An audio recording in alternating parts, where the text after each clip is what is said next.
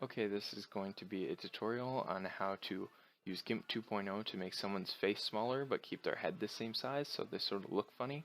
For this tutorial I used a photo of Chuck Norris's face with a white background, which makes it easier because of the white background, and it's sort of simplified and there's not much shading to do.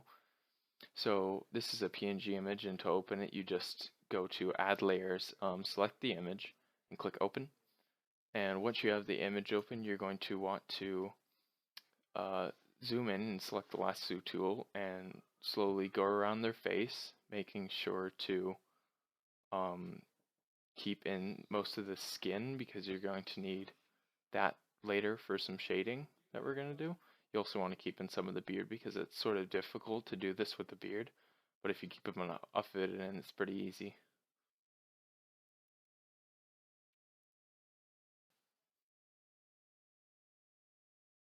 Okay, so once you have gone around the face, you're going to want to duplicate the layer. I made a small mistake here by accidentally trying to duplicate the selection, which ended up bringing it up in another window. You don't want to do that. You want to just right click on the layer and then duplicate it, which I do shortly here. Yeah, duplicate the layer, then select the first layer, select the selection, and float the selection, and then you right click on the selection, and then hit to new layer, and you click on the useless part of the layer and delete it. See, now what you have is just a selection of his face and his whole face. And with his whole face, we're going to start working on that now. We're going to use the heal tool to get rid of his eyes, nose, and mouth and all that stuff we don't need because we already have it in a smaller selection. So what you do is you hold control, click on a point, and then just start scrubbing downwards, and the part that's moving more, the lower ball thing, is what's being transferred on, and the upper circle is what it's being taken from. So if I put the upper circle high on his forehead, it's going to put forehead over his eyes, making it sort of seem like just the rest of his face. And if you do this over his entire face, including his beard, it'll sort of look like he doesn't have a face at all, and then we're going to swap in the face, which we will make smaller. This is pretty simple. You're just going to use the healing tool for a while, making his whole face sort of look blank, as you're going to see, because I'm going to time lapse this because it's quite simple and it would be sort of boring if I just talked over it for a while.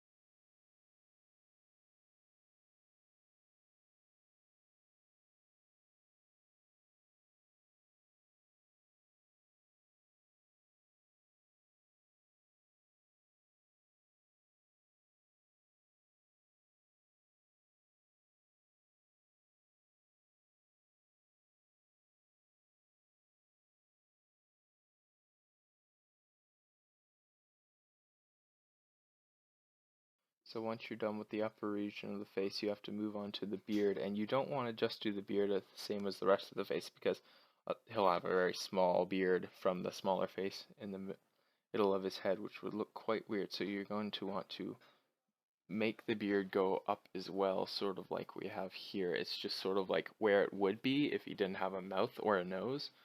Yeah, just like that.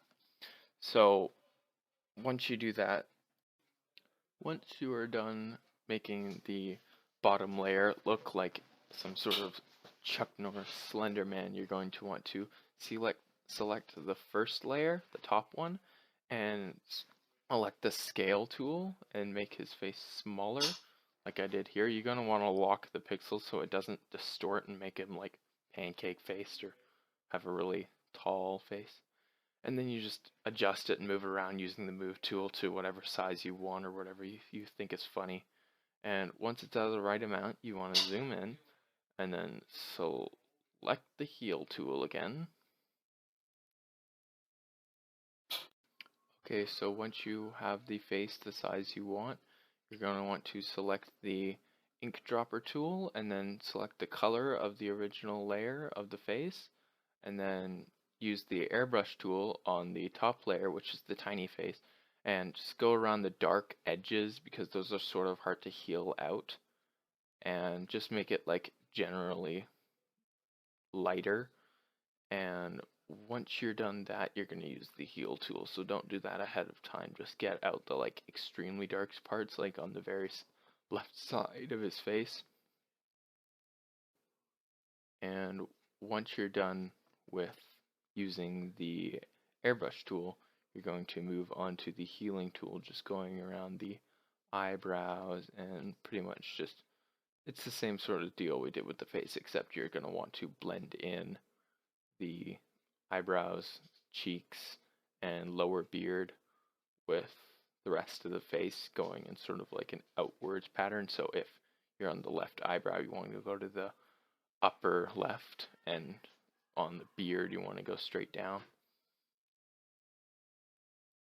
I am also going to fast forward this healing because it also takes a while, blending the lower beard with the like lighter color base beard, I guess you would call it. And after I get through all of that, we'll be pretty much done our tutorial, so see you on the other side.